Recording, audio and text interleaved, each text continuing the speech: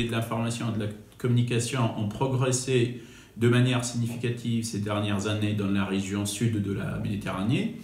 L'utilisation d'Internet et l'équipement en ordinateur et en téléphone portable ont été spectaculaires. Ainsi, les technologies de l'information et de la communication constituent un vecteur capable de modifier les sentiers de développement économique et sociaux des pays de la région. Ainsi, la région déjà continue à trouver des moyens pour renforcer l'utilisation de la technologie, pour communiquer, continuer à être productif, apprendre et même rester en sécurité et en bonne santé. Ceci déjà peut offrir de grandes opportunités pour le développement de nouvelles entreprises technologiques et surtout de start-up. L'objectif de cette note est d'identifier les principaux obstacles et défis du secteur software TIC et les solutions dans les pays de la région.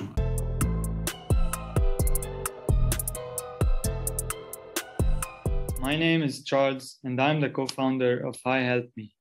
iHelp.me is a digital platform which aims to make home repairs and renovations journey easier for customers and service providers by leveraging the benefits of digital technology. The challenges faced during our startup were the stability of the business environment in Lebanon and the access to funding and resources.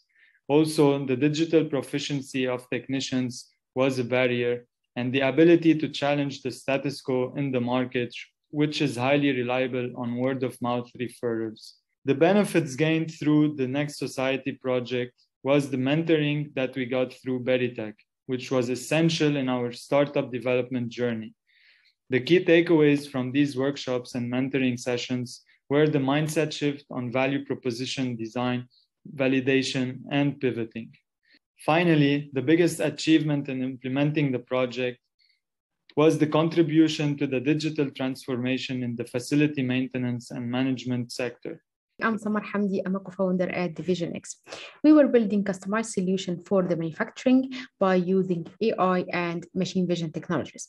We pivoted our business last year to a more scalable tool. It's called Tuba. Tuba is a no-code AutoML tool that enables the manufacturing to build their own AI vision application like quality inspection without coding and without experience needed. Just label, train, and integrate. I participate in 4 programs with the Next Society. I got 6 months of mentorship with an angel investor that helped me in pivoting the stage of my business and also will prepare me to the next investment round.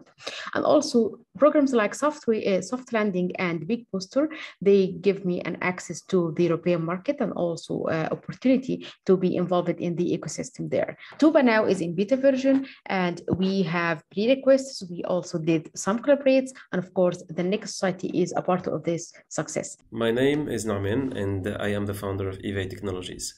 We started Evade Technologies in 2016 in a context of Arab Spring.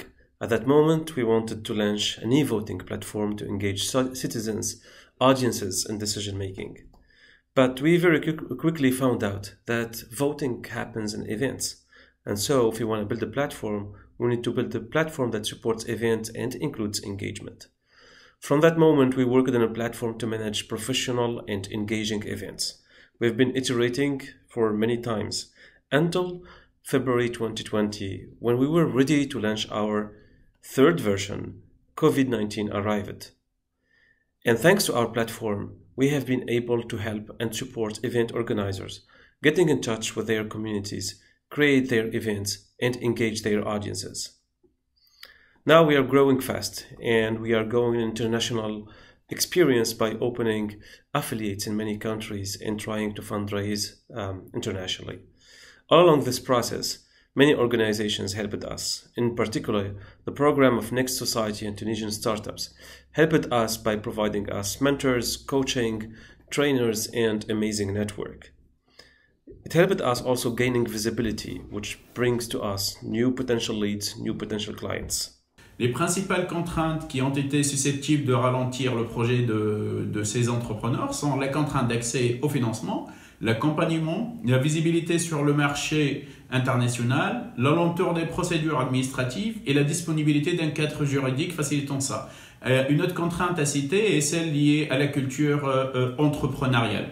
Ainsi, les recommandations proposées au gouvernement du pays et de la région, c'est d'améliorer la coordination entre les différentes autorités publiques qui suivent la mise en place des politiques d'innovation et de la stratégie de développement du secteur des technologies de l'information et de communication, bien sûr, en équipement et en usage. Maintenir le rôle à jouer par les institutions de recherche et les partenariats avec l'industriel, consacrer plus de fonds à la recherche et encourager les institutions à adopter une stratégie informatique basée sur la numérisation de l'économie, revoir les programmes d'éducation et de formation en mettant l'accent sur les programmes technologiques et surtout encourager l'entrepreneuriat numérique au sein des universités pour aider les jeunes à créer leurs propres projets et faire face aux risques relevés liés à l'échec de la création d'une entreprise très innovante. Et dernièrement, simplifier les procédures nécessaires à la création et la mise en place d'une entreprise innovante et proposer un meilleur accompagnement aux jeunes entrepreneurs pour devenir plus visibles sur le marché, car les entrepreneurs ne sont pas parfois conscients des différents programmes d'accompagnement de mise en place.